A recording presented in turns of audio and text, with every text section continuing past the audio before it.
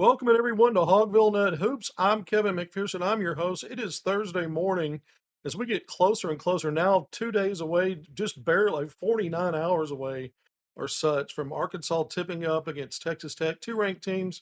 A lot of similarities in these teams this year when you look at some things, not necessarily playing styles and statistics, but some things that kind of stood out to me. There's some symmetry, not only then now, but also then when you look at it historically.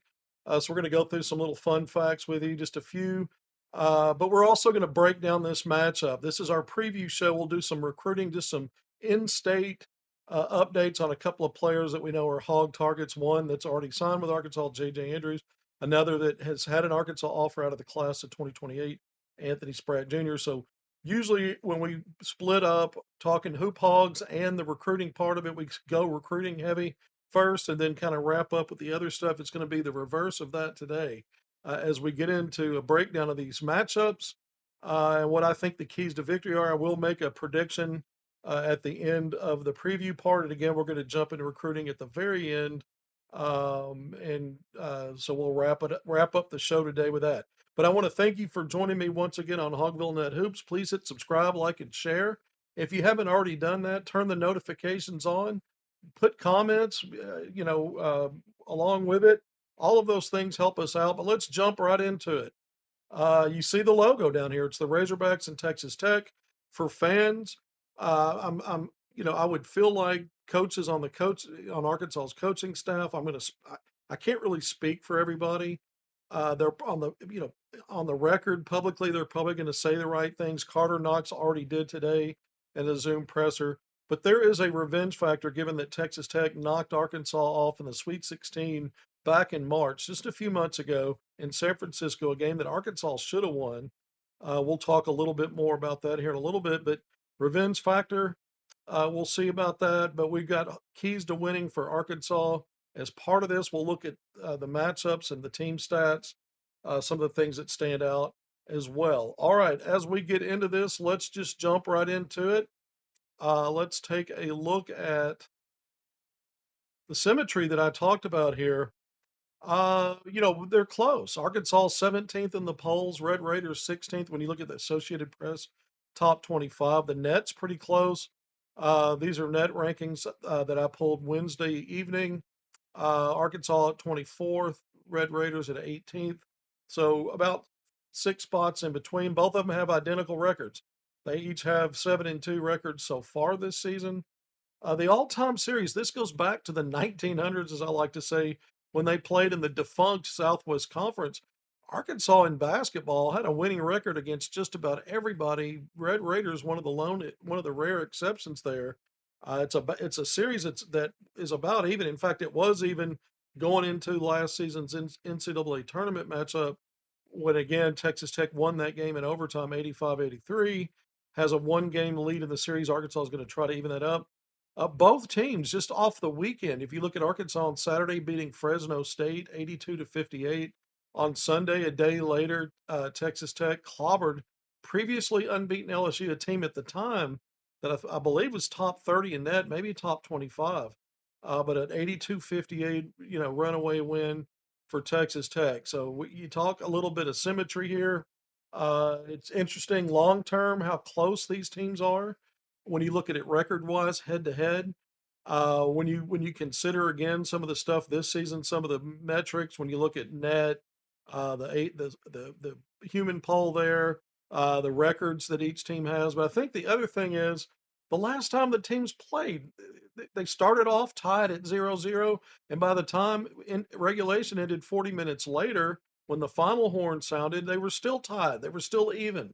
It took overtime to settle it. It was a 2-point cushion. So in a lot of ways, historically, Arkansas is the vastly superior program when you start adding up, Elite Eight, Sweet 16s, Elite Eights, NCAA tournament appearances, Final Fours. Arkansas has been to 2 title games and has a championship. All of that favors Arkansas, right? Texas Tech in recent years under Chris Beard did advance to a national title game where it lost. But either way, comparing the teams against the field, Arkansas is the superior program. Head to head, though, it's been pretty close. And so it goes into Saturday feeling like This is anybody's ball game, and probably another game that's going to go down to that under 4 minute timeout, one or two possession lead for one or the other team, and a real battle to the very end. And so some of the stuff we look at now suggests maybe that's where that's headed. Let's look at some of the individual matchups, some of the things that stand out so far. If you look at Arkansas's front line, Trevor Brazile has been the most consistent. I would argue when you look at both sides of the ball, offense, defense, he just might be Arkansas's MVP to this point of the season. You can make a case for Darius Acuff, especially what he's done offensively, but maybe it's Trevor Brazile. But you see 12.6 points career high, 7.1 rebounds, that's a career high, 1.5 steals, one that's a career high, 1.5 blocks. It's right there.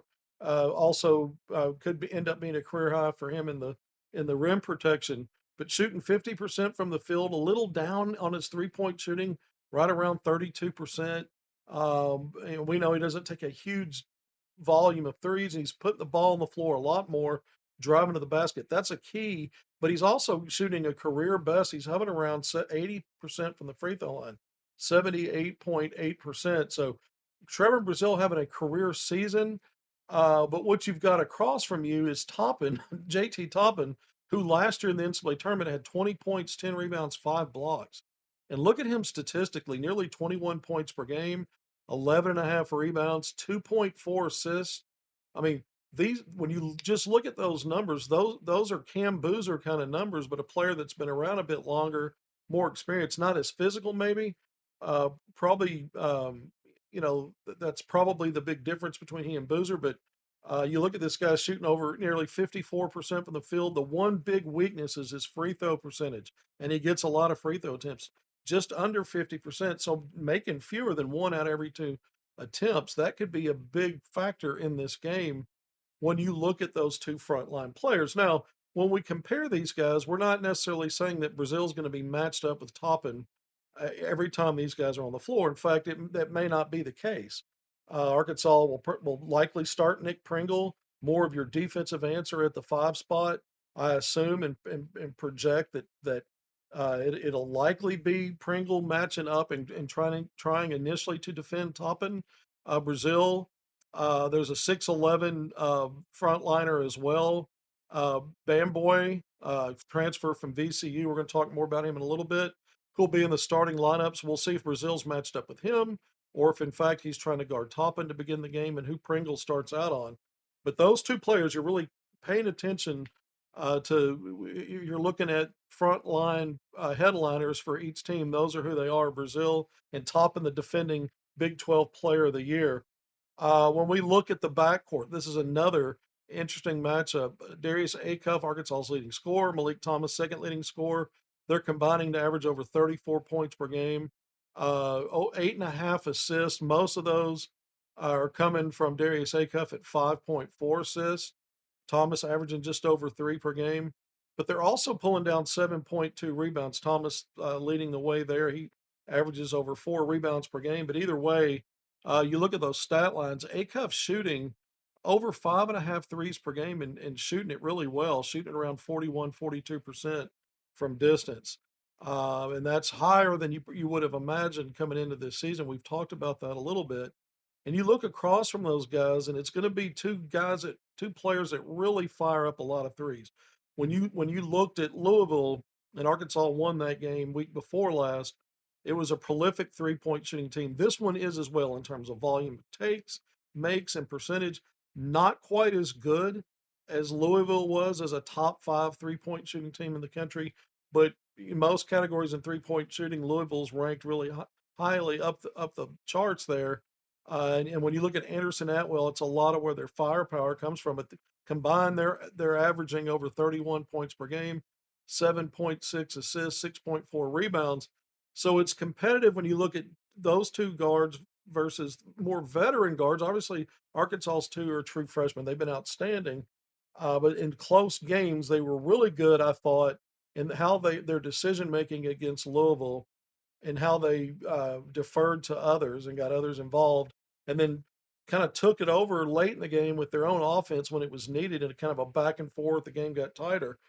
So we're watching Acuff and Thomas grow right in front of our eyes in terms of the maturity, because we know statistically they're Arkansas's best shot creators, best scorers, and best facilitators. So much runs through those two. When you look at Anderson and Atwell, only one of those players does a lot really run through. Anderson's averaging 19 points and 7 assists per game. It's outstanding work he's doing.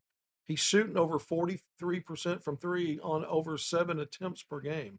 That's elite stuff when you look at the volume and especially that efficiency. Atwell is a catch and shoot 3-point shooter. He's a hired gun, averages less than 1 assist per game. He's not giving you a ton of stats. When you really look at him, gives you about 3 rebounds a game, but he's averaging double figure scoring around 12 points. But what he does, he's a transfer from North Carolina, Greensboro, the same Greensboro team that 2 years ago came into Bud Walton Arena and upset Arkansas, and Eric Patrick Musselman Swan Song is head hog. Atwell was on that team. He started every game that season. He had a poor game in a win against Arkansas. He was only like 1 of 7 from the field. I think he was 1 of 6 from three. He scored only 3 points in that game. But again, he was a full-time starter as a sophomore at Greensboro. Then he was at Greensboro last year for his junior season. And now as a senior, he's at Texas Tech averaging double figures, and he's shooting 43% from three on nearly 8 attempts per game. So that's where, I mean, he attempts less than, on average, less than 1 2-point field goal per game. So this is a guy that is strictly a gravity floor spacer who can make you pay if you leave him open. And what Texas Tech does, they play a ton through JT Toppin and Christian Anderson. Those are the main two, the primary players when you look at the usage, who's got the ball in their hands, and then if they're not scoring, that's typically where their distribution of points is coming from on facilitation. Is inside and out with both Toppin, but predominantly Anderson with those 7 assists per game, Toppin 2.5. And so these are interesting matchups when you look at the backcourt, because Atwell, again, is a guy that it's not just a one-trick pony when you look at 3-point shooting for Texas Tech. It's kind of a two-headed monster with these two. Now let's look at the wing spot. Knox and Richmond are combining for 16.7 points, 9.3 rebounds. Lawan Watts, another transfer for Texas Tech, kind of in that Darian Williams role, if you want to go there. I don't know that he's not quite as impactful across the board, but he is averaging 12 points and over 6 rebounds, and he's shooting 35% from three. Not a crazy amount of volume, but he can get it done behind the arc. But Watts, similar to Richmond, they both play off the bench. They're both going to be candidates for Sixth Man of the Year in their respective conferences. Richmond in the SEC, Watts in the Big 12. But Watts has really got starter value. He plays a ton of minutes, again, playing off the bench. He started the first 3 games of the season before Bamboy was available, the 6'11" big man that starts games alongside of Toppin on that front line for Texas Tech. So they start games with plenty of size. But if you really look at this team, it only goes about 8 deep, and Bamboy's only playing between 17, just over 17 minutes per game. So at least half of those minutes are the starting of games in the first half, and when he starts the second half and is on the court with Toppin. So about half his minutes are on the court with Toppin. The other half, he's giving Toppin a breather, and Texas Tech is mainly, for most of the game, playing a small ball lineup with one big and a guy like Lawan Watts kind of playing that small ball four. When he's not a small ball four, he's a wing or a small forward. So statistically, when you look at some of these matchups, it makes sense that these are the key guys. Just looking at it from that standpoint. So let's get into the stats and some of the hog keys here. We're going to jump into this and knock this out because I think it's interesting, some of the stats with Texas Tech. 14.7 offensive rebounds per game. That ranks 17th in Division One. We know this is a weak spot for Arkansas, a weakness. Arkansas's only win over a quality team, a ranked opponent, was Louisville again a week and a half ago. And Louisville was also a team averaging over 14 offensive rebounds per game. Arkansas was plus 10 overall on the glass, plus 6 on the offensive glass, 18-12. And that offensive rebounds that are tied directly to second chance points. Arkansas typically loses that battle or is lucky if it can break even, but it was plus 18 against Louisville. So far this season, when you look at the landscape of Arkansas's games at 7-2, that's an anomaly. Arkansas hasn't really done that. They didn't do it. They followed up after beating Louisville against the Fresno State team that you beat 82-58. You didn't have any problems there, but you got out rebounded. You got out rebounded on total offensive glass. You measured a draw in second chance points against a mid-major team there, 10 second chance points apiece. But again, an anomaly was the Louisville game. So with Texas Tech being this dominant on the offensive glass, it is a concern. And by a combination of things, I don't know that Arkansas has to win on the offensive glass and second chance points. I'm not even sure how close Arkansas needs to be. That's what's preferred. That's what the goal is. You want to go out and play so aggressively, on a mission like you did against Louisville. But we don't know that we can count on that because, again, consistently what Arkansas does. This is a team, Texas Tech, unlike Louisville. Louisville manufactured 27 free throws a game despite being a high volume 3-point shooting team. Texas Tech only gets 21 free throws a game, and it's only hitting 67.2%. Go back to Toppin shooting under 50. He shoots most of the free throws.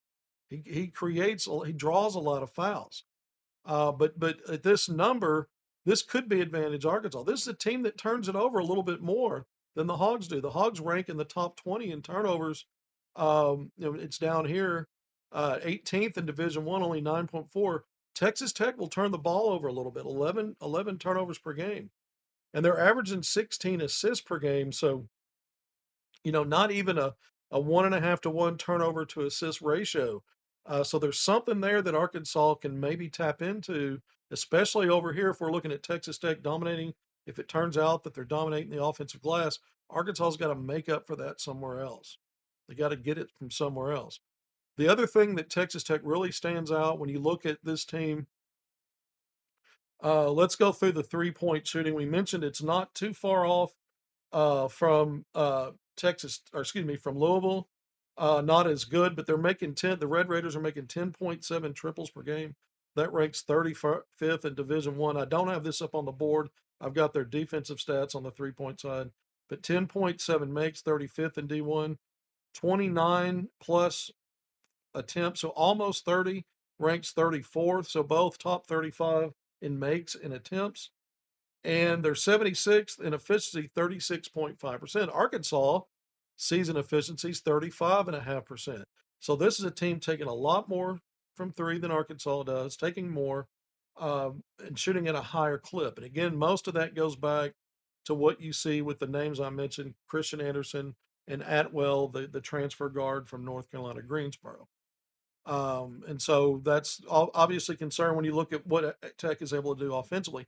Defensively, they're really good as well, and those are the stats I included here. They're allowing only 5.6 made threes per game. That ranks 14th in Division One.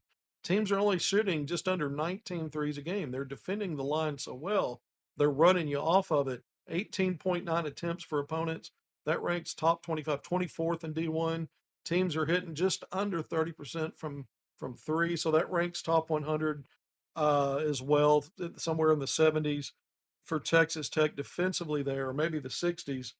But that 61st, yeah. So that percentage, that defensive 3-point field goal percentage, ranks 61st in D1. Arkansas also has a strong, when you look at 3-point defense percentage, 3-point field goal percentage defensively, Arkansas also holding teams in the 20s. And so those are some of the concerns there. Now, Arkansas, when we look at fast break scoring, we keep talking about how that's a huge advantage for Arkansas. It has been all year. Arkansas ranks second in Division One in fast break points, 22.2 per game. I mentioned the turnovers. Arkansas does a good job of taking care of the ball. Unlike last year, that was a big part of that debacle when we looked at that game and Arkansas falling apart at the end, the implosion. There's a lot. Some of that was, poor shot selection. Some of it was turnovers, and we know that was a problem all year long. Arkansas is an elite free throw shooting team, 78.3%. I mean, nearly 11 points better percentage-wise than what Texas Tech is shooting. That could be a huge advantage. Arkansas 15th in Division One in free throw percentage. And so the keys are simple. I'm going to get some I have on the screen here. Some others I have written down off screen, which I'm going to go get to at the end. But here's what I look at. If you're Arkansas, you've got to keep JT Toppin from turning into Boozer 2.0. It's not like you're going to completely shut him down, but by some combination, Arkansas got worked over. Trevor Brazile had a double double, 11 points, 11 rebounds. He had 9 of those points in the first half. But outside of Brazile, Arkansas did not put up much of a fight against Boozer. Boozer's the more physical player in my estimation. Toppin is no pushover, but Boozer the stronger, more physical guy. But Toppin, he can beat you in so many ways, just like Boozer can. If you double him, again, he's averaging 2.5 assists. He's going to make the right pass at the right time. He's really dangerous, kicking the ball back out to those 3-point shooters. And so I think what Arkansas has, or offside cutters against your vision. And so I think what Arkansas has got to do is figure out how to scheme this. They're going to have to run multiple bigs at him, try different things. The game will start probably with Pringle on him. Let's see if the game starts with Brazile on him, but it's going to be one of those two, unless Calipari throws a curveball and starts Malik Youn in this game. And then Ewan's obviously going to play. He's factored in big lately for Arkansas. Last four games, he's averaging double figure scoring. His rebounding numbers are up relative to where they were earlier in the year. So we're keeping an eye on that. Defensively, he's definitely been, sort of more miss than hit, I think, where the offense is warming up. We need to see more from him defensively, but he certainly is battling more on the glass. But it's going to take everybody on that front line doing a better job to prevent Toppin from going Boozer 2.0. Boozer with 35, what was it, 34, 36 points, had his only 9 rebounds. He was averaging 10 plus, so close to the number there. But you got to find a way where Toppin, even if he's getting stats, that you're getting more stats from your front line. Put it that way. You need to be in a better position to neutralize. If he's having a big game, you need a combination or 2 or 3 of your guys having big games. And part of that is seeing continual progress. At least 2 of the 3 with Brazile, who's the most likely because he's consistently doing it, and then it's or Ewan and Pringle, or some combination of Ewan and Pringle getting their cobbling together a good stat line together. Somehow Arkansas's got to be more than just one frontline guy given production, I think, to offset what Toppin does. I think given the uncertainty about what Arkansas is going to be able to do to control Texas Tech on the offensive glass, we're not sure where the 3-point shooting disparity is going to be against Louisville. Arkansas shut the Cardinals down. They got their attempts up, but they made 5.5 fewer threes than they were used to making at a much smaller percentage. They were shooting around 37% as a team or over that. Arkansas held them to 21+% in that game. So Arkansas got a big win there. I think in this game, the keys for Arkansas as we start out on this, we said, don't let Toppin become Boozer 2.0. But I think Arkansas in this matchup, not knowing what they'll do again in the offensive glass and 3-point game, I think because the stats and the eye test tells us they should win all 3 of these phases. I'm going to say Arkansas needs to win all 3 of them. That's the turnover game. And part of the turnover game is not just the totals, but the points off turnovers. And some of that, when you get steals and live ball turnovers, are going to factor in your fast break. So Arkansas is going to win all 3 phases: turnovers, fast break, and then free throws. Arkansas needs to be in a situation where it's not getting clobbered in free throw attempts. Arkansas is attempting 3 more free throws per game than Texas Tech. They're shooting at a whole lot better percentage. And so Arkansas should win all 3 of those phases, and I think they've got to win all 3 of these phases because I think this is a game that's going to be close. I think it's going to the wire. Some of the intangible things that I'm going to talk about that I don't have up on the board here, some of the stuff that stands out to me, which team is hungrier for a win here? Arkansas is going to play down publicly the revenge factor. Carter Knox did that very earlier today in his Zoom presser. I'm going to read one of the quotes I pulled out from him here in a little bit. Just read it to you what he said. But Arkansas, is there a revenge factor here in this matchup where Arkansas, it keeps Arkansas locked in and assignment ready? Is there more than just revenge factor? I mean, this is a team that's a veteran Arkansas team for the most part. Yeah, your two most talented players are true freshmen, but the guys that have been around, the guys that are back, they remember how their season ended last year, but they also know this is a new mission. And, this isn't their first rodeo, but how much of the revenge factor is a positive? How much of it could weigh Arkansas down if they're not focused on other bigger picture things other than just getting back? You want to add another quad one win to the resume. Both teams are trying to do that. So I look at Arkansas. The hungrier team is Arkansas. Is revenge all Arkansas has to fuel itself, or is there more to it? Does Calipari get them focused on a bigger picture? I think for Texas Tech, the Red Raiders don't have a win against a ranked team. They got destroyed by Purdue by 30 points. They lost to Illinois in a close game, lost by 4 points there. They have beaten a Wake Forest team that, although not a ranked team, it is a high major out of the ACC, and a Wake Forest team that took a really good Michigan team, unbeaten and second ranked, to overtime earlier this year. And again, Texas Tech is coming off that big win over LSU, and I think LSU took a pretty big tumble in the net rankings after that clobbering 82-58. Nonetheless, was unbeaten at the time on Sunday, and at the time was top 30, top 25 in net.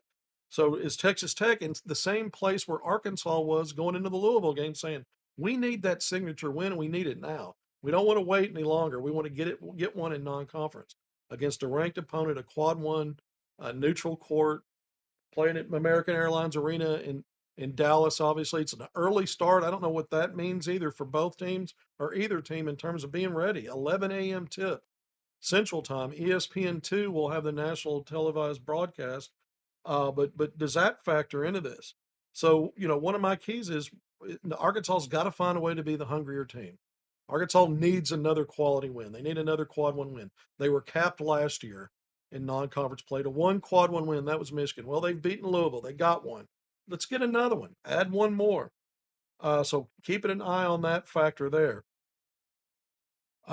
Interesting with Arkansas, had the best of both worlds. Speaking of Louisville, of jumping out to a huge lead at halftime, 18 points, grew that to 20 early in the second half.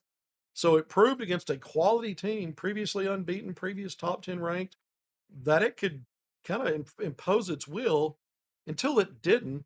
And then it became a tight game late. Louisville got within 5 with about 3+ minutes left, and Arkansas had to figure it out and scratch it out, which Arkansas was able to do. Had a mini 6-0 run to get its lead back to double digits, and ended up winning by 9. And so, how does Arkansas, after folding against Texas Tech last year, how does this game shake out? Does Arkansas start slow and have to climb back in it?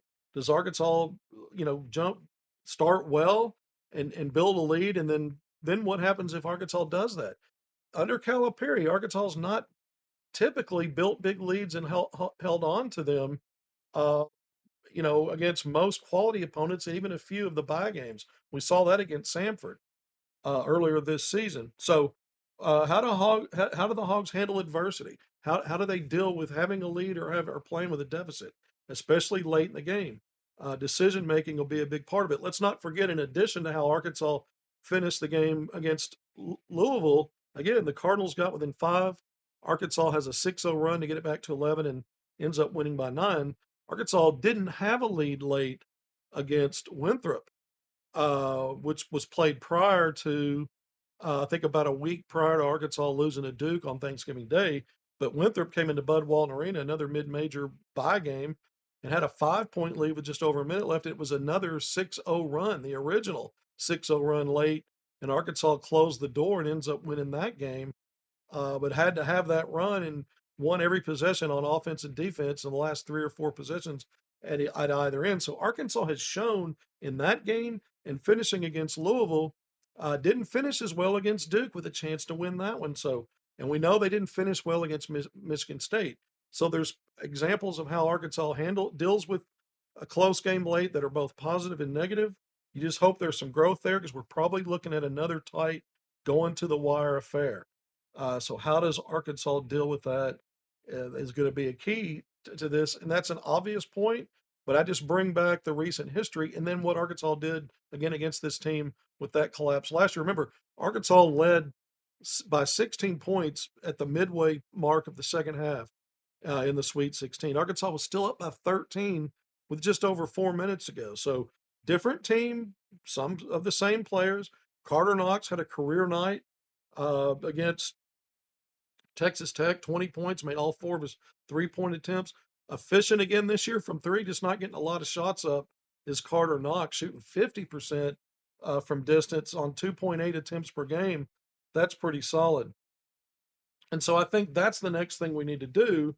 If we're singling anybody out, when we talk matchups, we went through some of the stuff there, the front line and dealing with Toppin, the Arkansas's two freshman guards going up against Anderson and Atwell, and then we looked at the wing spot with Knox and Richmond and the Watts for Texas Tech. But what we need to say now is Knox might be thawing out. He got up 8 or 9 shot attempts against Louisville. He started the game strong, hit both of his buckets early, got on the offensive glass. He's Arkansas's second leading rebounder at 5.5 boards per game, but averaging just over nearly 8.5 points. He's a guy I think can be a double figure scorer. Well, he did that. He thought out even more. Got up 8 or 9 or 10. I think he got 9 field goals attempts up again after Louisville against Fresno State. Ends up hitting a couple of threes, goes 4 of 9 from the field with 2 threes in there, and finished with 11 points in that game, had 4 rebounds, 3 assists. So given that he's been comfortable against Texas Tech in a previous matchup, maybe he's thawing out a little bit more offensively, getting some more opportunities there. He's as key as anybody in this game. He might end up being Arkansas's X factor for all we know. If I had to predict X factors, it'd be a guy like him, who's a preseason All SEC, but now now you're in your 10th game of the season, and he's more of an X factor possibility because he hasn't been your leading scorer or your leader really in any category.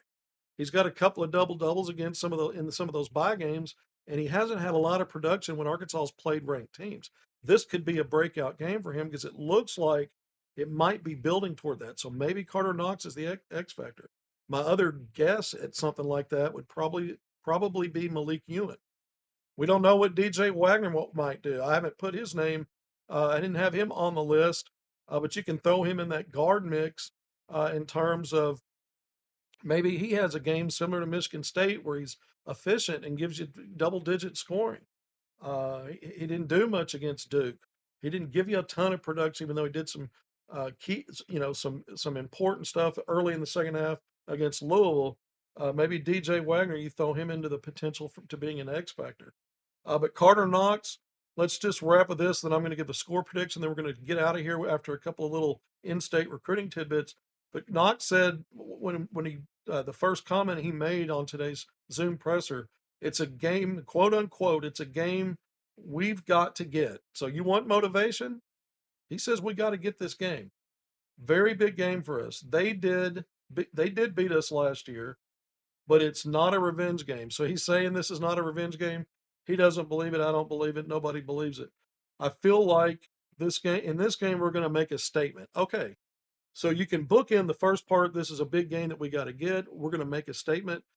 Look, if you're a top level team, you got to win these kinds of games. And Arkansas started 0-2 in these kinds of games. Picked up a big one against Louisville. Now you want to show that you're not a one-trick pony, that you're better than 1-3 against ranked teams, that you deserve to be discussed among the top teams in your league, which is one of the top 3 leagues in college basketball, but one of the top 15 teams in the country. And right now, being back in the top 15 is up for grabs for the winner of this game. I think Carter Knox understands that. I'm going to give a score prediction, then we're going to move on and get this recruiting knocked out and get out of here. I'm going to go, I favor Arkansas, 76-71, a 5-point win. Arkansas gets its revenge. That's my prediction. I think it's going to be a close game. And I think Arkansas is going to win all 3 of those segments that I said they needed to. Turnovers, fast break, and the free throw line. And then we'll see. If Arkansas does that and takes away 3-point shooting or stays comparable there or somehow comparable on the offensive glass, when you look at how that translates to second chance points, if you have a certain combination, I think this could be a game where Arkansas wins by double digits. But I can't predict that. So I think it's safer and more realistic. Typically, Arkansas is in a battle in these kinds of games. it's the way it's ended up, single digit results against Michigan State, Duke, and Louisville. So that's what I'm going with here. I'm giving Arkansas a 5 point advantage, 76-71. That will get Arkansas, if that happens, to 8-2, 2-2 in quad one games, 2-2 against teams that are ranked. And then Arkansas would have its first win against a team that played in the Elite Eight last year. Arkansas is 0-2 in those scenarios so far, because Michigan State and Duke both were Elite Eight teams. Duke made it to the Final Four. The win over Louisville doesn't help you in that category because Louisville was not even I don't think they made the Sweet 16, the Cardinals, but I know they didn't make the Elite Eight. So we'll see. We'll see where this goes. We'll see if Arkansas can even the all-time series at 41 apiece. All right, let's jump into recruiting just for a minute. We're 35 plus minutes in. Thank you for joining me on HogvilleNET Hoops. I'm your host, Kevin McPherson. Just a reminder there, if you can't read my name on the screen. But look, here are the recruiting tidbits as we move down this list here. Let's start with Anthony Spratt, junior class of 2028. 6'6" wing at a Benton High School. Off to a great start this season. His most recent game and a 4-point win over a really good Little Rock Mills team defending 4A state champs. 31 point, 11 rebound, double for Spratt. But ESPN updated its top 25. It only goes 25 deep in its prospect rankings nationally right now for the class of 2028. That will expand later, but Spratt comes in at number 21 in the top 25. I think only 16 to 18 players ESPN has ranked as 5 stars. The top 16 or 18. So Spratt knocking on the door of 5-star status with ESPN at number 21 in ESPN's top 25 for the class of 2028. So kudos to Anthony Spratt Jr. on that. It matches it helps promote and underscore the reason why Calipari offered him at such a young age. And let's just give a brief update. I thought this was interesting on JJ Andrews. So this is one that I found again to be won't call it odd, but it's intriguing. So let's read. This came from his Twitter account, and this would be a message from his mom. But you see a photo there on the left, and JJ's, you can't see his left hand and wrist. That's his shooting hand, obstructed from view. He's got it held in front of him, and he's got his right arm extended, kind of in a shooting motion when you zoom in on that. But it says today, and this was posted Tuesday night. So here we are Thursday morning, Tuesday night. So less than 2 days ago. Today, the physical therapist recommended that JJ begins to restore some of what brings JJ joy. And requires an increase in heart rate and blood flow. So we spent a little time doing what JJ loves. JJ still has many concussion symptoms, but the medical team is optimistic about all things being restored. That right hand work is about to take JJ to a whole new level once he returns. Thank you to all who are praying, supporting, and encouraging our family. We love you. A lot of heart emojis with love, the A team, the Andrews family. All right, so what's interesting, I just found this interesting. He is a lefty. He likes to drive left. He was averaging crazy numbers, 36 and 19 per game, and had his share of 40-20 games. The last game that he played a full game, I covered it the night before he got hurt, and a big win over the state 3A state runner-up in Oklahoma from last year, coached by Lee Mayberry, the Razorbacks royalty. But had a 40-point, 21 rebound game and an overtime win. But JJ, I guess, so the word is not only did he suffer a concussion and is gonna be out some time for that, but that all the CAT scans and all the other scans for his head were clear. So that was great news. I mean, wonderful news. But apparently his dad put on social media on Facebook that he also fractured his wrist on his shooting hand, the left hand, and that might be a 4 week or so process. I did not see that Facebook post. I didn't find it. I was just informed of it. But it's interesting that the photo, his left hand and wrist are obstructed from the photo. His back is to us in the photo, but the right arm is extended in a shooting motion. So maybe he's going to be working on his right hand game and adding. Maybe he's going to be cleared to work on conditioning. Getting his wind, whatever they let him do. It may be on the court, even if he's not going through anything full contact or practice wise, which I suspect is the case. Maybe he'll be doing drills, working on sharpening his the use of his right hand, which can only help him if, in fact, he can start doing some of that and focus on that. Because if his wrist is truly fractured on that left hand, his shooting hand, he's not going to be able to use that. So maybe they can come up with some stuff to help him with that right hand. All right, folks. That's it. That's HogvilleNET Hoops. That's a wrap. One more request. Please hit subscribe, like, and share. Turn the notifications on. It all helps us. Appreciate all of you. I will be doing a post game. I'll be in Dallas on Saturday for Arkansas Texas Tech at American Airlines Arena. Again, early start, 11 a.m. ESPN2, 11 a.m. Central Time. I'll be doing a post game show. I'll see if there's a need to bring more content here on this channel between now and then. Until next time, I appreciate all of you. Be great in all your endeavors. We'll see you soon.